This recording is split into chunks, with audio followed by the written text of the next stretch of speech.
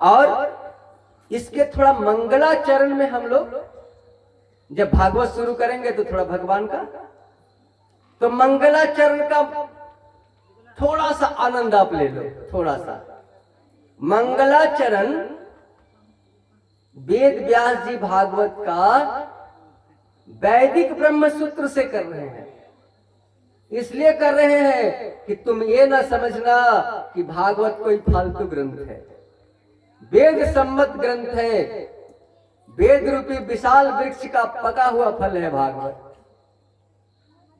तो प्रथम ब्रह्म सूत्र क्या है मंगलाचरण में? अथातो ब्रह्म जिज्ञासा, भगवान जानने के विषय हैं। इच्छा करो भगवान को जानने का। कभी कभी लोग तो हमारा भी परीक्षा लेने आ जाते हैं भैया। देखो बड़ों का परीक्षा कभी मत लेना, जो नहीं जानते हो उसको आगे पूछो ना, हम बताएंगे।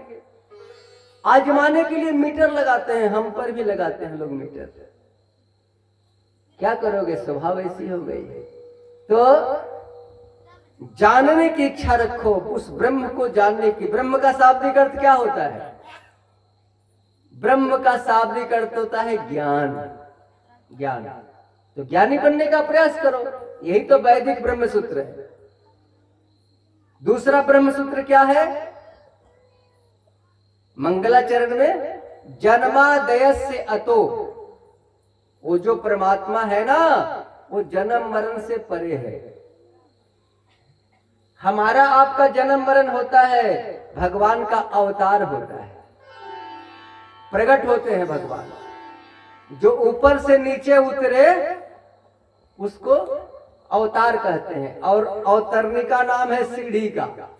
जो ऊपर से नीचे उतरा है उसको अवतार कहेंगे। भगवान माँ के पेट से नहीं निकले, इसीलिए भगवान का कोई माता पिता नहीं है भैया। वो तो निर्गुण निराकार निर्विशेष निरूपम है, अखिल ब्रह्मांड का नायक है। तो वो जन्म मरण से परे है।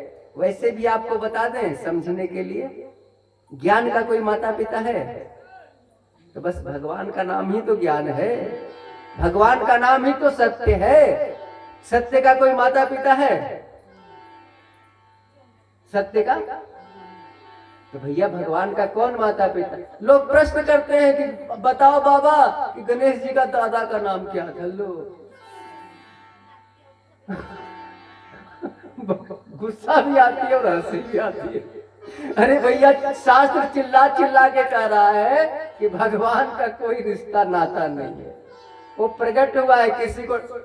अरे कैसे हम लोग पहले नाटक होता था ना, नाटक तो किसी को माता बना लिया, किसी को पिता बना लिया, किसी को रावण बना लिया, किसी को राम बना दिया। अब तुम नाटक के रोल को हकीकत मान के तर्क कर रहे हो। बोलो, अरे वो नाटक है, भगवान लीला कर रहे हैं भैया, उसको लीला का आनंद लो। और लीला में जो ज्ञान है उस ज्ञान पर चलने का प्रयास करो, जीवन बदल जाएगा। अच्छा, अब किसको ध्यान करने की बात मंगलाचरण कहता है? सत्यम परम धीमहि, सत्य का ध्यान करो, सत्य को धारण करो, वही परमात्मा है। भागवत में कृष्ण को भगवान नहीं कहा गया। निष्कपट परम धर्म का निरूपण करता है हमारा भागवत, किसी का पक्ष नहीं लेता है। नहीं तो कोई कहेगा अरे ये तो शिव चर्चा वाला का है, हम नहीं जाएंगे। कोई कहेगा अरे ये तो राम का है, हम नहीं जाएंगे। लेकिन भागवत में कृष्ण को भी भगवान नहीं कहा गया। क्या कहा गया? सत्यम परम धीमहि, सत्य को धारण करो, सत्य का ध्यान करो, वही परमात्मा है। लोगों ने उस सत्य को ढूंढते ढूंढते कि भाई वो सत्य कौन है, तो जब देवकी मैया के गर्भ में भगवान आए, लीला कर रहे थे, देवकी मैया लग रही थी कि गर्भवती है।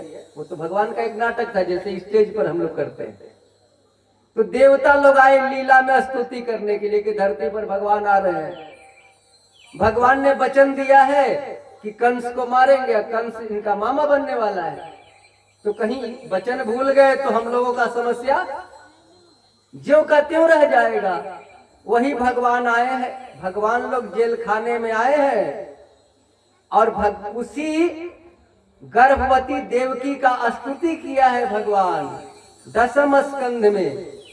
क्या कह के, ध्यान देना, सत्यम व्रतम सत्यम परम त्रिसत्यम सत्यस्य योनि निहितम च सत्ये सत्यास सत्यमृत सत्य नेत्रम सत्यात्मकम त्वाम परणम शरणम प्रपन्ना। हे सत्य स्वरूप परमात्मा, हमारी रक्षा करना, तुम सत्य स्वरूप हो। तब लोगों ने सोचा देवकी मैया के गर्भ से जो निकलेगा और उसका जो नाम पड़ेगा वही भगवान होगा भागवत का। तो वही देवकी मैया के सामने प्रकट हुए और गर्गाचार्य जी ने उनका नाम कृष्ण रख दिया, उसी सत्य को। तो लोगों ने कहना शुरू कर दिया यही भगवान है, यही भगवान है। अच्छा, वो भगवान किसको मिलेंगे? देखिए, हम कौखौ की भाषा में आप लोगों को समझा रहे हैं। वो भगवान किसको मिलेगा? तो यहां पर वेद व्यास जी लिखते हैं भागवत में मंगलाचरण में, क्या लिखते हैं कि निर्मत्सरा नाम सताम, यानी जिसके अंदर का मच्छर मर गया हो। लोगों ने कहा जय हो व्यास जी, अंदर भी मच्छर होता है। बाहर के मच्छर से तो कछुआ छाप जला के या मच्छरदानी लगा के जान बचा लेंगे, लेकिन जो मच्छर अंदर घुस गया उससे कैसे बचेंगे? तब वेद व्यास जी क्या कहते हैं, अरे भैया, अंदर का मच्छर अब बाहर के मच्छर में थोड़ा अंतर है। अंदर का मच्छर अब बाहर का मच्छर और अंदर का मच्छर जो होता है उसका नाम है मत्सर। मत्सर किसको कहेंगे? अंदर में जलन। ये हमसे आगे निकल गया, कल तक ये हमसे पीछे था। ईर्षा द्वेष, जिसके अंदर ईर्षा द्वेष है, भागवत में वेद